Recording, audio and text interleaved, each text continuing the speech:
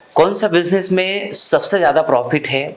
ये बहुत एक समझने वाली बात है।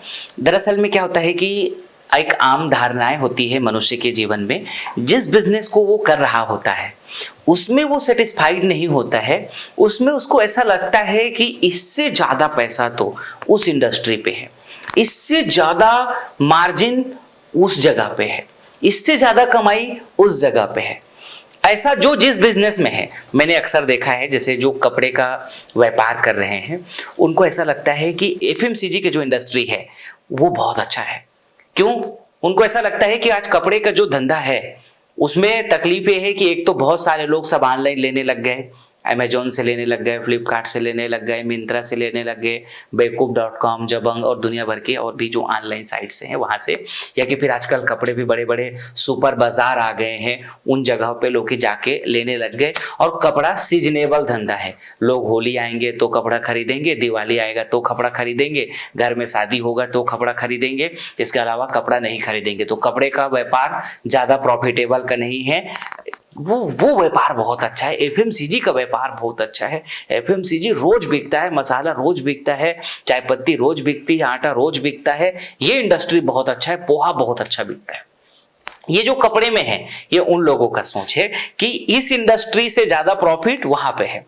अब जो एफएमसीजी इंडस्ट्री पे है, उन लोगों को क्या लगता है, अरे यार कपड़े का धंधा ज्यादा अच्छा है, क्योंकि यहाँ पे ये सब एफएमसीजी को भेज रहे हैं, तो यहाँ पे क्या है कि मार्जिन कम है और वो ज्यादा अच्छा है। वो कपड़े में देखेगा, इलेक्ट्रॉनिक्स में देखेगा, या वो देखेगा वहां पे नंबर ऑफ प्रॉफिट बहुत ज्यादा है, वो कर लेते हैं। ऐसा जितने भी छोटे मोटे व्यापार कर रहे हैं, इन सब के दिमाग में चलता रहता है, और इसी कारण से बहुत सारे लोग इस व्यापार को छोड़ करके दूसरे में जा रहे हैं, दूसरे को छोड़ के तीसरे में जा रहे हैं, तीसरे को छोड़ के चौथे में आ रहे हैं, और सफलता उस पे बहुत ज्यादा उस व्यापार पे नहीं मिल रही है।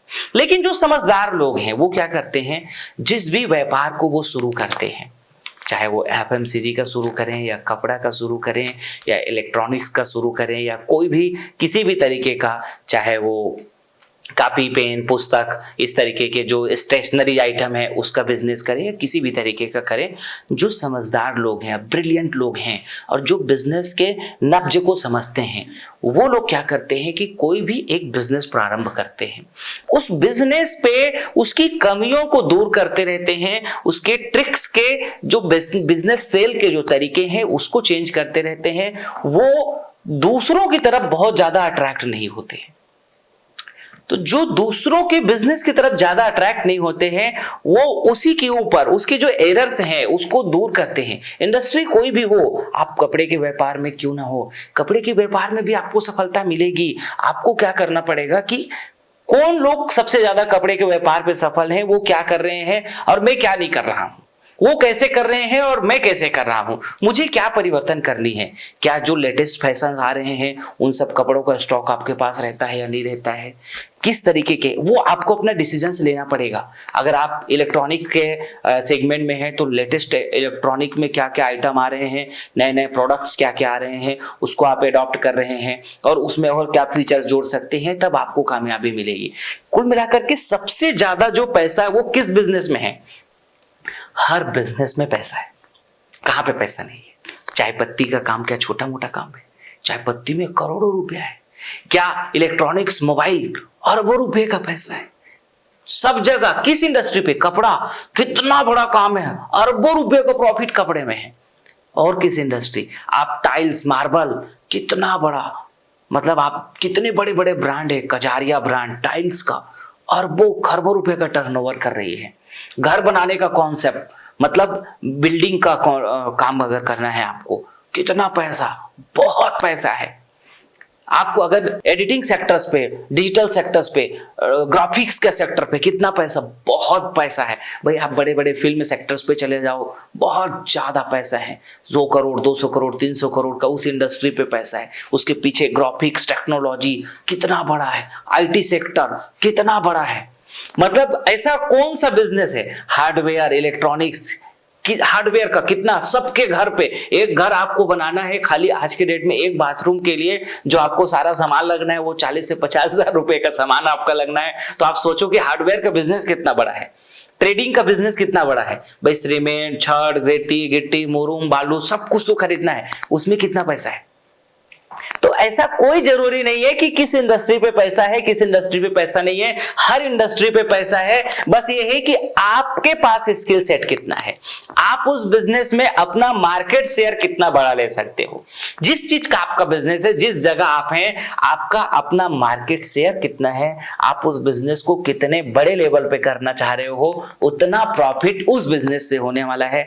आज अपने माइंडसेट से ये बिल्कुल निकाल दो कि इस इंडस्ट्री पे प्रॉफिट है, उस इंडस्ट्री पे नहीं है, उस इंडस्ट्री पे है, उस इंडस्ट्री पे नहीं है, ये तो बिल्कुल भूल जाओ। जो लोग हेल्थ सेक्टर में हैं उन लोगों को लगता है कि उस सेक्टर में भी पैसा है, लेकिन हेल्थ सेक्टर वाले में बहुत पैसा है, ये दूसरे लोगों को दिखाई दे रहा है। और है भी क्या हेल्थ सेक्टर में पैसा नहीं है? हेल्थ सेक्टर इतना बड़ा है, 27 लाख करोड़ का केवल हेल्थ सेक्टर है। अब आप सोच लीजिए, 27 लाख, करीब करीब 30 लाख करोड़ का तो केवल हेल्थ इंडस्ट्री है। अब आप सोच लीजिए, तो इसी प्रकार से सारी इंडस्ट्री है। अब आप कितना बड़ा मार्केट शेयर अपना ले सकते हो, उसमें कितना बड़ा बिजनेस आप कर सकते हो। और कोई भी बिजनेस बड़ा तब होता है जब आप उसको बड़ा बनाना चाहते हो, और कोई भी बिजनेस कामयाब तब होता है जब आप उसके पीछे भयंकर स्ट्रगल और संघर्ष सब कुछ आप एक्सेप्ट करते हो और कंटिन्यू, बिना निराश हुए, बिना रुके, बिना थके, बस आप चलते रहिए, करते रहिए, करते रहिए। बहुत प्रॉफिट मिलेगी आपको बिजनेस में, कतई जो है उसमें निराश होने की जरूरत नहीं है, भयंकर पैसा मिलेगा आपको। लेकिन रुकना बहुत जरूरी है, लोग रुक नहीं पाते हैं। बहुत सारे लोग भारत में 70% स्टार्टअप फेल हो रहे हैं। क्यों? क्योंकि वो स्टेबिलिटी ला ही नहीं पाते, रुक ही नहीं पाते, अपना जो धैर्य है वो खो बैठते हैं। बहुत सारे स्टार्टअप्स फेल हो गए, बहुत सारे लोग फेल हुए हैं और फेल होते जा रहे हैं। मैं चाहता हूं कि आप फेल ना हो। हर बिजनेस में प्रॉफिट है, थोड़ा रुकना पड़ेगा, उसमें जो करेक्शंस है, उसमें जो मॉडिफाई आपको करनी है, उस चीज के आप मॉडिफाई करिए। उसमें जो स्ट्रैटेजी परिवर्तन है, स्ट्रैटेजी का आप परिवर्तन करिए। जो उसमें सुधार हो सकता है वो सुधारों को आप करिए। निश्चित रूप से आपको कामयाबी मिलेगी और निश्चित रूप से बिजनेस में आपको बेहद ज्यादा प्रॉफिट होगा। हर बिजनेस में प्रॉफिट है, कोई एक बिजनेस में प्रॉफिट है, कोई दूसरे में नहीं है, कोई तीसरे में है, ऐसा कुछ भी नहीं है। जो आप बिजनेस कर रहे हैं उसी को करते रहिए। या अगर आप नया शुरू करना चाहते हैं तो फिर आप देखो कि आपके लिए इजी गोइंग कैसा है, किस बिजनेस को आप बहुत आसानी से कम बजट में लागत में कर सकते हैं। वैसे तो देखिए, हम तो च्यवन के भी आज आयुर्वेद, एफएमसीजी, ये तो बहुत बड़ा बिजनेस है। तो हम तो श्री च्यवन का आज मान लीजिए बहुत सारे लोगों को कह रहे हैं कि आप अगर नया शुरू करना है तो च्यवन शुरू कर लीजिए, और शुरू करके बस उसी काम को आप लगे रहिए, करते रहिए। कुछ समय तक आप मेहनत करके करेंगे तो पूरा, अगर आप मान लीजिए आज अपने आप गाँव के पूरे काम कर रहे हैं, कल हो सकता है आप पूरे एरिया का काम कीजिए। हो सकता है आपके पास अगर ज्यादा पैसा है तो पूरा श्री च्यवन में आज हम 300 से अधिक प्रोडक्ट बनाते हैं, आप पूरे जिले का डिस्ट्रीब्यूशन कर लो। कितना बड़ा काम है। आज सोचो, केवल अगर आप मैं च्यवन की बात करूं तो अगर हम 300 प्रोडक्ट बनाते हैं, 300 प्रोडक्ट में हमारे पास मान लीजिए ये मसाला से हम काम शुरू करते हैं, तो हमारे पास मसाला से लेकर के पूरी चाय पत्ती, आटा, पोहा, दुनिया भर का सारा प्रोडक्ट अपने पास है। केवल एक जिले का व्यापार अगर केवल च्यवन को अगर आप करना चाहें, एक जिले पे 10 करोड़ से लेकर के 20 करोड़, और अगर आपका बड़ा जिला है तो 50 करोड़ तक का केवल च्यवन के प्रोडक्ट पे। हेल्थ प्रोडक्ट भी है, पूरा आंवला जूस, एलोवेरा जूस, गिलोय जूस, दुनिया भर का सारा ये रस, दवाइयाँ, इन सब में हर घर में पोहा की जरूरत, हर घर में मसाला की जरूरत, हर घर में साबुन की जरूरत। अब केवल सोचिए कि अगर आपके जिले पे मतलब मान के चलिए 1000 गांव हैं, हर गांव पे 200 घर हैं, तो अब आप सोचिए कि हर घर पे ये साबुन की जरूरत है, हर घर पे जो है ये शैम्पू की जरूरत है, हर घर पे ये चाय पत्ती की जरूरत है। तो अब आप सोचिए कि कितना बड़ा बिजनेस है। और उस बिजनेस में अगर थोड़ा थोड़ा भी प्रॉफिट आएगा, नंबर आप 300 प्रोडक्ट है, कहीं पे 10% का मार्जिन, कहीं पे 15%, कहीं पे 7%, कहीं पे 3%, कहीं पे जो है 20%, 25%, 30%, जिसमें जैसा जैसा मार्जिन प्रॉफिट्स है, नंबर आप प्रोडक्ट से अगर मार्जिन आ रहा है, तो आप सोचिए कि कितना बड़ा मार्जिन है और कितना बड़ा प्रॉफिट है। तो मेरा जो कहने का मतलब ये है कि हर बिजनेस में प्रॉफिट है, बाकी बस वही है कि आदमी टिकता नहीं है, धैर्य के साथ में काम नहीं करता है। आज बिस्किट हर घरों में खाई जाती है, बिस्किट का कितना बड़ा मार्केट है, रस्क, तो ये हमारा एक बहुत बड़ा स्ट्रेंथ है। तो इसका मतलब इसका भी बिजनेस बहुत बड़ा है, इसमें भी बहुत प्रॉफिट है। तो आपको अगर करना है, या आप ऑलरेडी हो सकता है हमारे साथ कर रहे हैं, हो सकता है आप कर भी रहे हैं, लेकिन अब आप सोचो कि 6 महीने में आप सक्सेस हो जाए। हाँ, हो सकता है आप 1 महीने में सफल हो सकते हैं। हमारे साथ बहुत सारे ऐसे लोग हैं जो पुराने डिस्ट्रीब्यूटर्स हैं, पुराने उनके पास काउंटर्स हैं, उनको 1 दिन में सफलता मिलती है। क्यों? क्योंकि उन्होंने पहले से उनके पास बैकग्राउंड है। लेकिन अब आप नया शुरू कर रहे हो तो आपको थोड़ा सा टाइम देना पड़ेगा। मतलब आप कोई भी व्यापार अगर नया शुरू करोगे तो उसको जमने में, सेटअप होने में थोड़ा टाइम लगेगा, अगर नया कारोबार शुरू कर रहे हैं तो। और अगर आप पुराना कारोबारी हैं, पुराने आप हैं, आपके पास मार्केट में रीचिंग है, तो आपको फिर टाइम नहीं लगेगी, आप फिर और बड़ा बनेंगे और बड़ा बनेंगे और बड़ा बनेंगे निश्चित रूप से। तो आपको बड़ा बनने के लिए अपने माइंडसेट भी बड़ा करना पड़ेगा।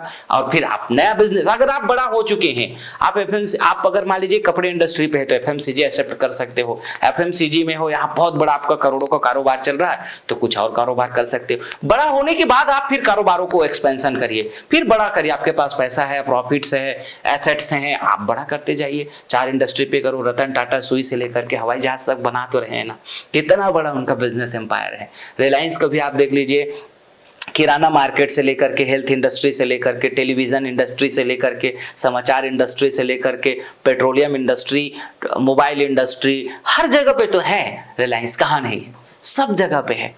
तो फिर उस हिसाब से फिर आपके पास पैसा है, प्रॉफिट्स है, सब जगह बिजनेस करो, जितना पे जिस जगह कर सकते हो सब जगह डालते जाओ। आपके पास फिर उस तरीके का इनकम है, उस तरीके के आपके पास टीम साइज है, उस तरीके के आपके पास मैनेजमेंट्स हैं, तो उस तरीके के बिजनेस करो सब जगह। सब बिजनेस से, सभी बिजनेस से प्रॉफिट आप लो, सभी जगह अपना मार्केट शेयर जो है आप जितना ले सकते हो उतना लो। लेकिन कुल मिलाकर के आपको जो समझना ये है कि आप क्या कर सकते हो, अभी आप कहाँ पे हो, किस बिजनेस में आप कितना टिकना है, वो आपको अपनी कैपेसिटी देखनी पड़ेगी, अपनी क्षमता देखनी पड़ेगी। दूसरों को देख करके जो डिसीजन ले लोगे, दूसरों को, जैसे नकलची बंदर जो होता है ना, वो लोग कभी सफल नहीं होते। नकलची बंदर की तरह मत बनो, क्योंकि उसके पास क्या स्ट्रेंथ है, आपके पास क्या स्ट्रेंथ है, वो आपको समझना पड़ेगा। उसके पास कितनी बुद्धि है, आपके पास कितनी बुद्धि है, वो आपको समझना पड़ेगा। तब जा करके आप उस बिजनेस में प्रॉफिट बना पाओगे। आपके पास हो सकता है वो आइडिया ही नहीं है, उनके पास वो आइडिया था। आप कॉपी करने की मत सोचो, आप क्या कर सकते हो, आपके पास क्या इनोवेशंस चीजें हैं जिसको आप लेकर के आकर के आप सफल हो सकते हो। जो सब कर रहे हैं उससे कुछ हट करके क्या नया शुरू कर सकते हो, क्या नया कर सकते हो, तब जाकर के आपको थोड़ा सा मुनाफा मिलेगा। या जो सब कर रहे हैं वैसा आपको करना है तो आपके पास कुछ अलग है क्या उसको करने के लिए, तब जाकर के आपको ज्यादा प्रॉफिट मिलेगी। तो आप समझदार बने और ज़्यादा बिजनेस से प्रॉफिट बनाने के लिए इन बातों का ध्यान रखें। बहुत बहुत धन्यवाद, बहुत बहुत शुभकामनाएं।